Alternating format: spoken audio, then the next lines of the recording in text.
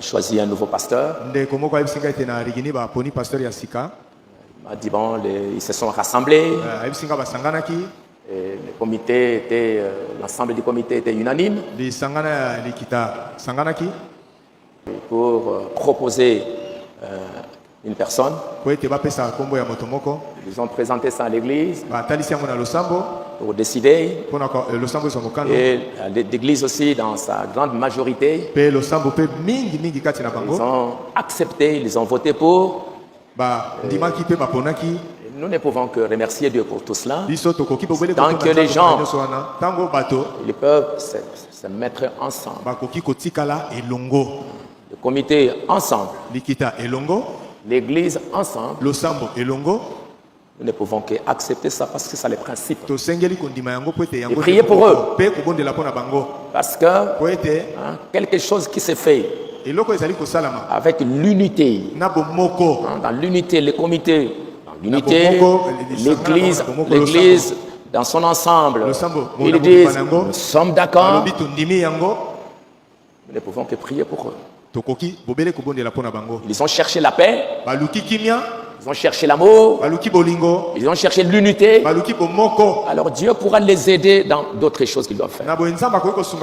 Dieu n'aidera pas les gens quand une grande partie ici, une autre partie là-bas, une autre partie là-bas, il n'y aura rien. Aujourd'hui, j'ai vu, je vous en ai parlé il y a quelque temps. On voit tout le temps les églises du message. Dès que leur pasteur s'en va, c'est drôle. On va trouver un groupe là-bas, un groupe là-bas, un groupe là-bas. L'église dans 4 morceaux. Alors, c'était quoi? Alors les gens s'étaient réunis au nom d'un individu. Ce n'était pas parce qu'ils avaient l'amour pour leur église, l'amour pour leur héritage. Ils étaient là pour des individus. Ils regardaient les gens. Et dès que la tête s'en va, l'on regarde cette tête, l'on regarde la tête, l'on regarde la tête. Bon, comme moi je ne suis pas là, comme moi je ne suis pas là, comme moi je ne suis pas là.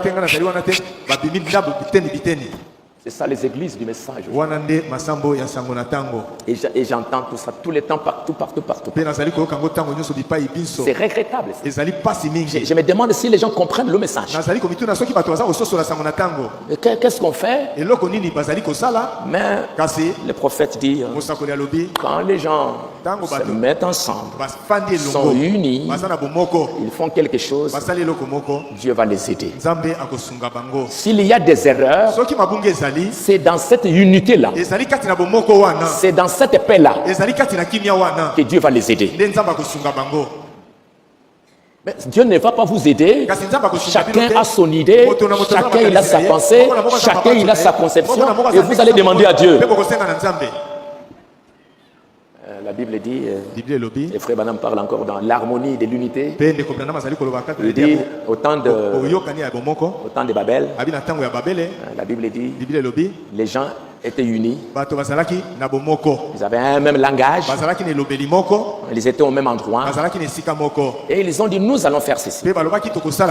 Et la Bible dit, Dieu voyant qu'ils étaient un, et que rien ne peut les empêcher de faire quelque chose. Et Frère Branham dit, quand les gens sont unis, quand ils ont la même pensée, ils vont prospérer dans ce qu'ils font. Et il dit aujourd'hui, c'est ce qui se passe avec l'église. Frère Branham dit la preuve pour les pentecôtistes que c'était fini, c'était des divisions. Trop de divisions. Un petit problème, chacun, allons ici, allons ici, allons ici. Frère Branham dit, vous les pentecôtistes, vous êtes divisés en 1000 morceaux. Lisez les messages. J'en ai plein de citations. Pourquoi les pentecôtistes ont failli? Frère Branham dit, il n'y a plus d'amour au milieu de vous. Il n'y a plus de paix au milieu de vous. Vous cherchez les dons, mais vous n'avez pas les donateurs. Vous n'avez pas l'amour. Vous n'avez pas la communion. Il n'y a que l'un sur un cheval blanc, l'autre sur un cheval noir. Et toutes sortes de choses. Quand le fondateur s'en va,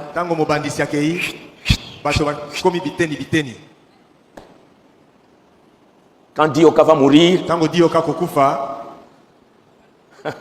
il faut mourir aussi. Qu'est-ce qui va arriver?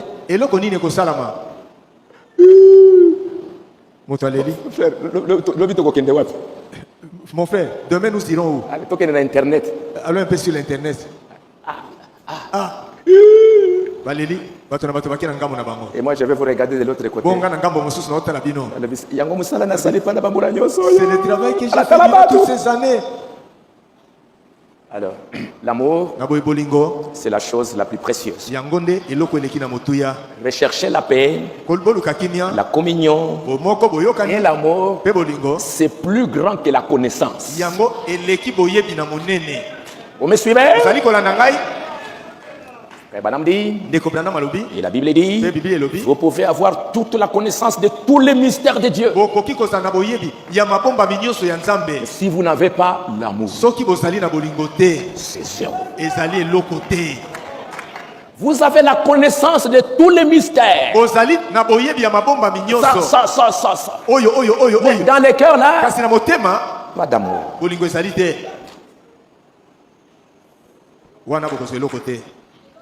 Le diable, quand il est venu vers Jésus,